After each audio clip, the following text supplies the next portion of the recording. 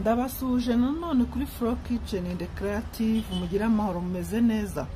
Twagarutse muri ya gahunda yacu yo kuganira buri munsi ibijyanye n'amafunguro dufata, ibyo dutegura mu gikoni cyacu cyangwa se byiganjemo, tukareba niba ari ibidufitiye umumaro tukabikomeza, niba ari ibitwangiza tukabireka, hari n'ibyo tutitaho, hari n'ibyo tudatekereza ariko mu by'ukuri bifite umumaro ukomeye cyane ku buzima bwacu, nabyo tuba tugomba kuganiraho tukabimenya kugira ngo tujye tubishyira mu ifunguro ryacu rya buri munsi.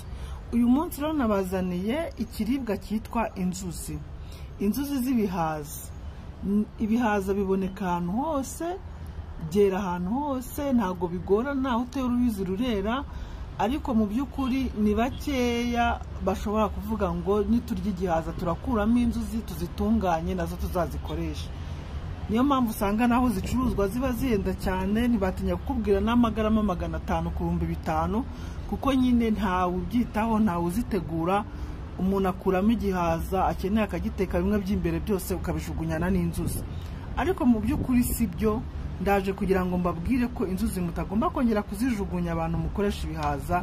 Ndaje mbabwire umumaro wazo zidufitiye ku buzima ndetse uhambaye cyane, kubyo tugomba kujya tuzitaho nazo zikaba mu gikoni cyacu, dore ko ariyo ntego. Ibyiza byose tugomba kubigira mu gikoni cyacu kugira ngo turusheho kugira amagara mazima, ubuzima buzira indwara.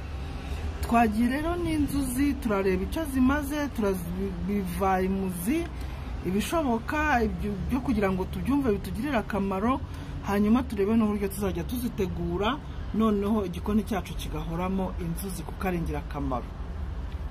Inzuzi rero zirimo intungamubiri n'amavitamine atandukanye y'ingenzi ku buzima bwacu, ari byo bituma twavuga ko inzuzi ari ikiribwa cyiza cyane ku muntu uwo ari we wese.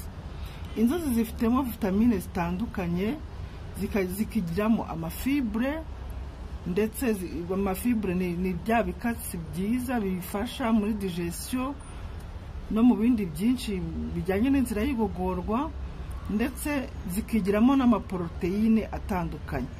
Inzuzi kandi zifitemo imyunyungugu myinshi cyane itandukanye umubiri wacu uba ukeneye kugira ngo urusheho kumererwa neza.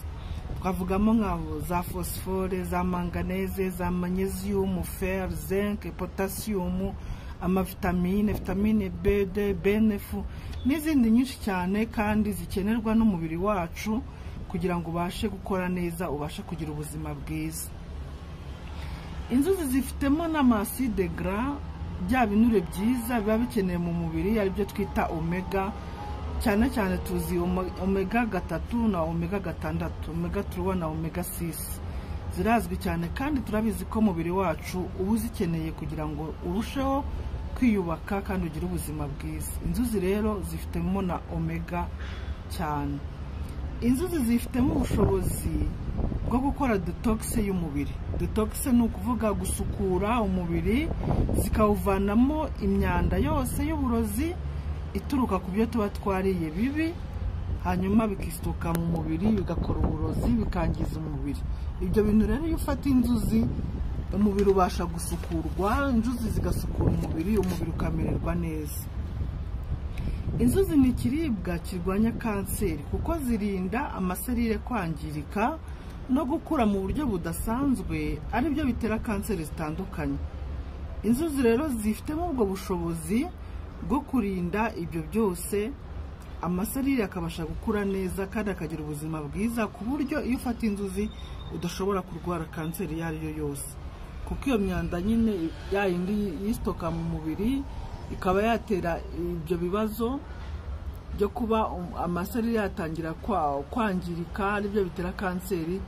Inzuzi iyo zifata zifite ubwo bushobozi kubera ya mavitamine twabonye, ya myunyungugu itandukanye, ya mafibre, ibintu byose biba mu nzuzi ni byiza kandi ni byinshi, bifatanyiriza hamwe rero kurinda icyo kintu cyo kuba imyanda yaguma mu mubiri, habaho iyo degradation y'amaserire, bikaba byajyana kuri kanseri. Inzuzi ni nziza cyane kandi ibyo zifitemo twakomeje kubibona haruguru.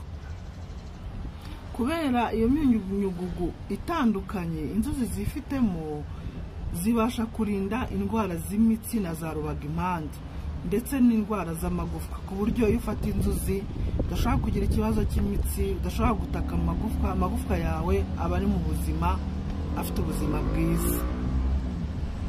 Ku bantu batangiye gukura, twavuga nko guhera ku myaka 40 kuzamura, ni byiza kurya inzuzi kenshi kugira ngo wirinde izo ndwara, cyane cyane murabizi ko imitsi na rubagimpande bikunda kwibasira abantu batangiye gukura, twafatira kuri icyo kigero cy'imyaka 40 kuzamura.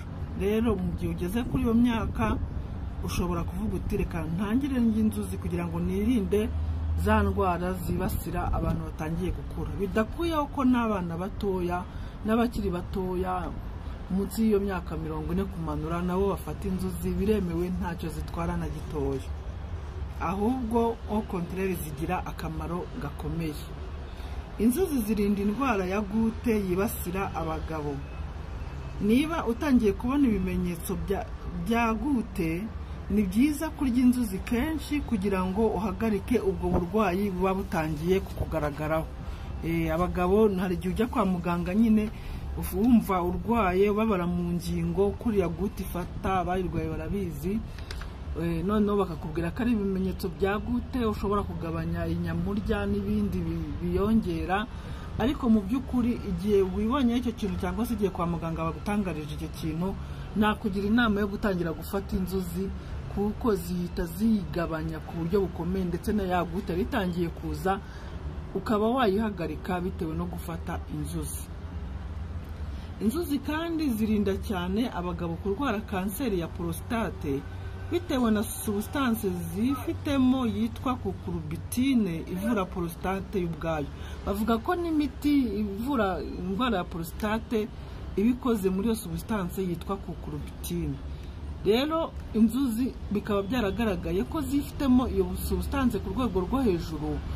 Bivuga ngo uramutse ufashe inzuzi ni mu mwanya wabusimbuye ubisimbuje kuba wafata bya binini cyangwa se ya miti yo kwa muganga, kandi bikarangira iyo ndwara ya prostate ikize, kuko byagaragaye ko nyine inzuzi zifitemo iyo substance ku rwego rwo hejuru ya cucurbitine bakoramo imiti ivura prostate.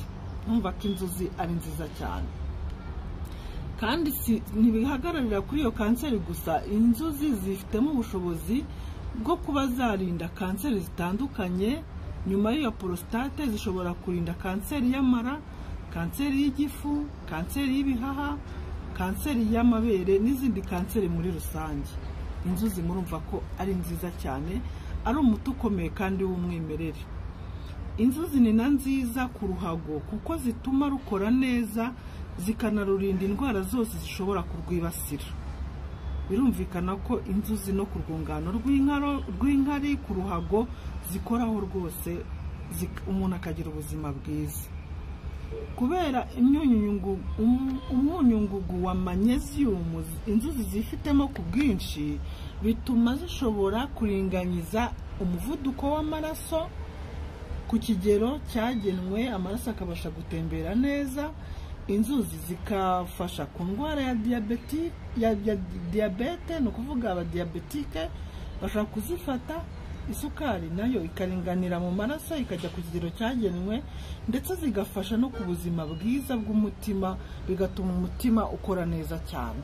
Urumva izo ni inzuzi, kandi ikintu tutajya twitaho ku bantu benshi rwose, ariko zifite umumaro ukomeye nk'uyu nguyu. Inzuzi zivura inzoka zo mu nda zitandukanye ku buryo zishobora no kugera ku nzoka za amibe, zimwe zikomeye zizahaza abantu cyane.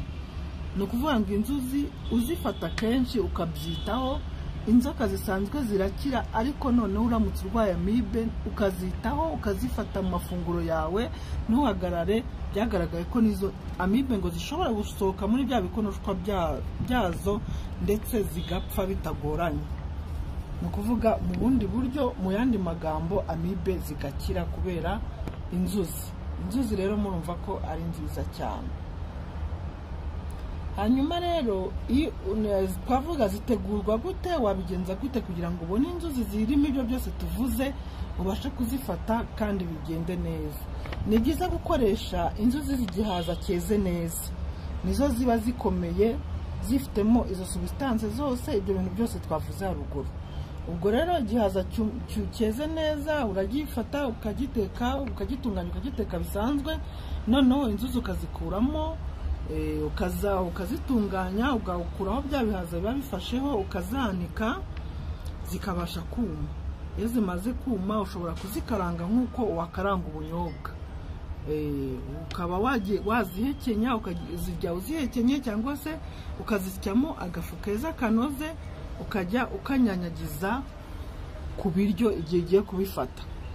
Hari n'uwakubwira ati wazikoramo isosi, ukaba warisha ibindi nk'uko wakora isosi y'ubunyobwa, ariko mu by'ukuri kugira ngo uzabone inzuzi zikora isosi biragoye, kandi ushobora kuzifata ukazishyira mu biryo byinshi ari nkeya zikaburiramo, ugasanga ntabwo zigize akamaro nk'ako wifuzaga ko zikugirira. Ibyiza rero niba ari nkeya, wabashe kuzibona ari nkeya, wazihekenya cyangwa se ugakora ako gafu ukabasha no kukarigata bisanzwe. Nk'urugero nk'umuntu ufite icyo kibazo cya pressure, umuvuduko w'amaraso, cyangwa se diabete, cyangwa se ibindi bibazo ko twabonye ko ari byinshi, ushobora gukora ako gafu ukajya ukagendana mu gacupa keza igihe wumva utameze neza, igihe wumva iyo sukari yazamutse, kuko umuntu hari ukuntu abyumva, cyangwa se pressure, ugafata ukarigataho rwose. Ibintu simple biba bimeze nkaho uriye akanini, ugenda umera neza. Ni ibintu nzi neza, ugenda umera neza ukarigataho. Sinakubwira ngo kantite ingana gute, urumva inzo warigataho, niyo warigataho nyuma y'iminota 30 kongera, cyangwa nyuma y'isaha. Icy'ingenzi nuko ugenda umera neza kandi birakunda. Inzuzi zinafasha ngo no ku bitotsi gusinzira. Igihe ufite ako gafu kazo ukaba wumva ufite stress, udasinzira, utekereza byinshi bikubuza gusinzira, wafata ukarigataho rwose, cyangwa se ukaduhekenya udufite aho ngaho waratunganyije. Icyo gihe mu gihe gitoya ubasha gusinzira neza utuje. Murumva rero ko inzuzi ari ikintu cyiza cyane kandi tutitagaho. Ese ni bangahe bazigira mu gikoni cyabo? Mugerageze. Ndabizi ko ibihaza byo biboneka mu gikoni, bibamo, turabiteka, turabirya, ariko tugerageze dushyiremo n'inzuzi, kuko murumva ko zifite umumaro ukomeye cyane, mpamya ko abenshi tutari tuzi. Rero mwakoze, nizere ko mugiye kujya noneho mutunganya inzuzi uko tubivuze, mukazikoresha. Ndabizi neza ko bizadufasha muri intego yacu yo kugira amagara mazima, azira indwara, azira umuze. Mwakoze cyane. Ciao ciao.